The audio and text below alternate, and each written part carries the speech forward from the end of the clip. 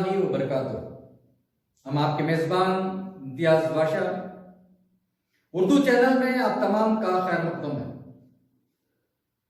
شہر وانمباڑی تمل ناڈو کے شاہین باغ میں سی اے اے، این آر سی اور این پی آر کے خلاف ویلفیئر پارٹی آف انڈیا کے زیر اہتمام پردہ نشین خواتین کا 5 روزہ مسلسل مظاہرہ۔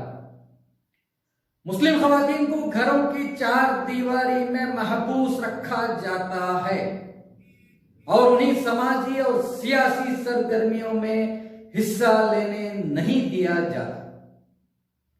نام نہاد حکمرانوں کے غلط پروپیگنڈے کی دھجیاں بکھیرتے ہوئے دختران ملت اپنے بچوں کے ساتھ شہر وانمباڑی کے شاہین باغ میں سینکڑوں کی تعداد میں جمع ہو کر مسلسل 5 دن حکومت وقت کے خلاف سخت مخالفت کا اظہار کرتے ہوئے فلک شگاف نعرے لگا کر، انقلابی نظمیں گا کر، ڈرامے پیش کر کے، کینڈل اور موبائل کے ٹارچ آن کر کے انوکھے انداز میں سی اے اے، این آر سی اور این پی آر کے تئیں اپنے حساسیت اور جاگرتی کا ثبوت دیا اور حکومت کے آگے ان ظالمانہ قوانین کو واپس لینے کی مانگ رکھی۔